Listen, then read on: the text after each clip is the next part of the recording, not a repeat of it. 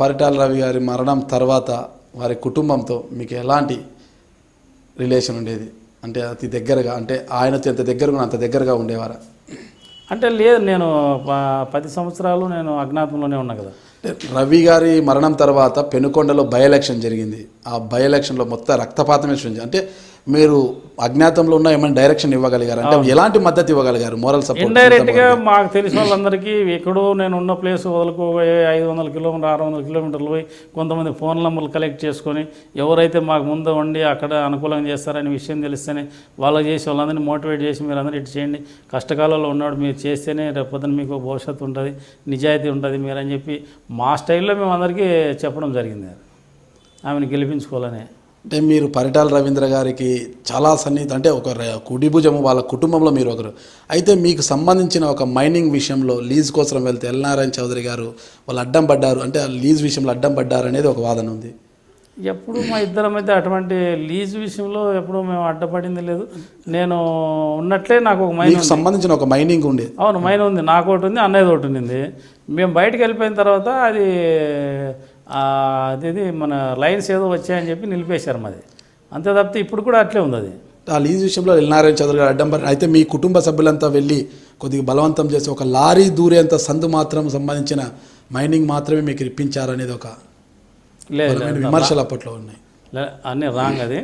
ఎందుకంటే రాజకీయాలు అన్న తర్వాత ఏదైనా అసంతృప్తులు అనేది ఉంటాయి మనిషి అందరికీ, కానీ మా ఇద్దరి మధ్య అంత అగాధం ఏది లేదు.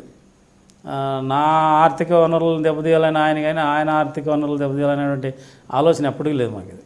అంటే ఇక్కడ తీసుకుంటే ఆ రోజు అధికార పార్టీ కాంగ్రెస్ పార్టీ కూడా మిమ్మల్ని, పోతుల సురేష్ని ఇద్దరిని కూడా ఎన్కౌంటర్ చేయాలని ఒక టార్గెట్గా పెట్టుకొని ఉంది. అంటే వారి నుంచి ఎలా తప్పించుకోగలిగారు మీరు? మాకున్నటువంటి అపారమైనటువంటి రహస్య పార్టీలో ఉన్నటువంటి అనుభవమే మమ్మల్ని, మా డిసిప్లినే మమ్మల్ని రక్షించింది. ఎందుకంటే అజ్ఞాతం చేయడం అనేది సామాన్య విషయం కాదు, అందరితో అయ్యే పని కూడా కాదు. ఎందుకంటే ఏకాంతంగా గదిలో నుంచి బయట రాకుండా సంవత్సరాలు కూర్చున్నటువంటి పరిస్థితులు ఉన్నాయి, ఫోన్ వాడుకోకుండా ఉన్నాయి. మా ఇంటికి 3 సంవత్సరాలు ఫోన్ కూడా చేయలేదు నేను నా భార్యకి. కాబట్టి అవన్నిటికీ తెగింపు, అంటే త్యాగము, కమిట్మెంట్ లేకుండా ఏమి చేయలేం.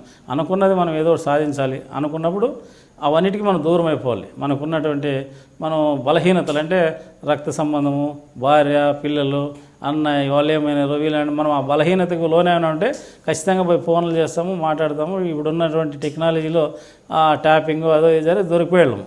కాబట్టి అది కాదనుకున్న తర్వాత ఆ మొండితనము మాకు ఆ పార్టీ నేర్పిన సిద్ధాంతం అంతే. అది మీరు అజ్ఞాతంలో అంటే ఎలాంటి బాధను అనుభవించారు మీరు అప్పట్లో?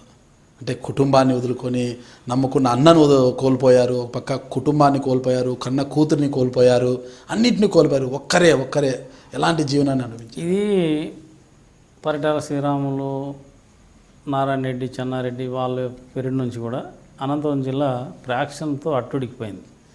అన్నగారు మంత్రి అయిన తర్వాత ఆయన గొప్ప మనస్సు ఆలోచన చేసింది ఏమంటే ఈ ఫ్రాక్షన్ నుంచి పూర్తి తుదిముట్టించాలి. అంటే మనం చంపి తుదిముట్టించాలంటే అది సాధ్యం కాదు, రాజీ మార్గంలోనే చేయాలనేటువంటి ఒక దీంతో మమ్మల్ని కూర్చోబెట్టుకునేప్పుడు ఎక్కువసార్లు చెప్పాడు. మంచి కార్యక్రమాలు చేస్తూ అన్న హాజరైన స్ఫూర్తిగా తీసుకునేవాడు. ఆయన ఒక చిన్న ఉద్యోగి ఏదో మిలిటరీలో, ఆయన వచ్చి అక్కడ గ్రామంలో ఎన్నో అనేక అవమానాలకు గురై ఈరోజు ఆయన భారతదేశంలో వ్యక్తిగా గుర్తింపు పొందాడు స్వతంత్రంగా. అంటే ఆయన ఏ పదవి ఉంది, పదవి లేకుండా ఆయన ఆ స్థాయికి స్వచ్ఛందంగా ఎదిగాడు. మనం అట్లా ఎందుకు ఎదగకూడదు? మనకి ఉన్నటువంటి ఈ ఇన్ఫ్లుయెన్స్తో మనం కూడా స్వచ్ఛందంగా ప్రజలకు సేవ ఎందుకు చేయకూడదు అనేటువంటి ఆలోచనతో ఆయన మాకు ఎప్పుడు చెప్పేవాడు. దీన్ని మనము ఎట్టైనా కానీ అనంతపురం జిల్లాలో శాంతి పూలు పూయించాలనే వరుడు వాడేవాడు ఆయన. ఇది అదే నా ధ్యేయం, దానికి మీరు నడుం బిగించండి. ఇది నేను చనిపోతే అంతమవుతుంది అనుకుంటే అంతటితోనే పని, మీరు మళ్ళీ అటువైపు మళ్ళొద్దండి అని చెప్పాడే. కానీ నేను పోయిన తర్వాత కూడా మీరు అందరిని మొత్తం వేసేయండి అని, కానీ అందరిని తుదిముట్టే ఎప్పుడు చెప్పాను. ఆలోచనలతోనే మీరు అజ్ఞాతంలో ఉండిపోయారు. ఆ ఆలోచనతో ఏదైనా అన్న చెప్పిన ఆయన ఆలోచన విధానాన్ని అమలు చేయాలి, ఈ జిల్లాని ప్రశాంతంగా ఉంచాలి, శత్రు శేషం లేకుండా చేసుకోవాలంటే శత్రువుని రాయి చేసుకోవడమే మార్గం, కానీ శత్రువుని తుదిముట్టించడం కాదు అనేటువంటి ఒక కోణంలోనే పనిచేస్తూ వచ్చాము. ఈ 2 ఏళ్ళ నా అనుభవంలో కూడా మేము ఎవరిని శత్రువు అని కానీ ప్రతిపక్షం అని కానీ ఎవరిని కూడా విమర్శించింది. అజ్ఞాతంలో ఉన్నప్పుడు మీరు పరిటాల రవీంద్ర గారిని చంపిన వారిలో ఎవరెవరు ఉన్నారు, అసలు పాత్రధారులు ఎవరు, సూత్రధారులు ఎవరు అన్న వివరాలు ఏమైనా కనుక్కునే ప్రయత్నం చేశారా? తప్పకుండా చేశాం. అంటే ఇది ఎక్కడ జరిగింది, ఏ కోణం నుంచి జరిగింది అనేటువంటి చూస్తే ఎక్కడి నుంచి చూసినా కానీ గవర్నమెంటే చేసింది, అప్పుడున్న ప్రభుత్వమే చేసింది అనేది ఇది. కొంతమంది మధ్యలో ఊరినే ఆడంబరాలకి వాళ్ళ గొప్పలకో ఏదో కలెక్షన్లకో మేము చేసామని చెప్పుకోవడం తప్పితే ఇది ప్రభుత్వం అనుకోకుండా జరిగిన పని కాదనేది మాకు క్లారిటీగా వచ్చింది. దీంట్లో సూరి పాత్ర ఎంతవరకు ఉందంటారు? స్టేట్మెంట్ ఇచ్చేవరకే.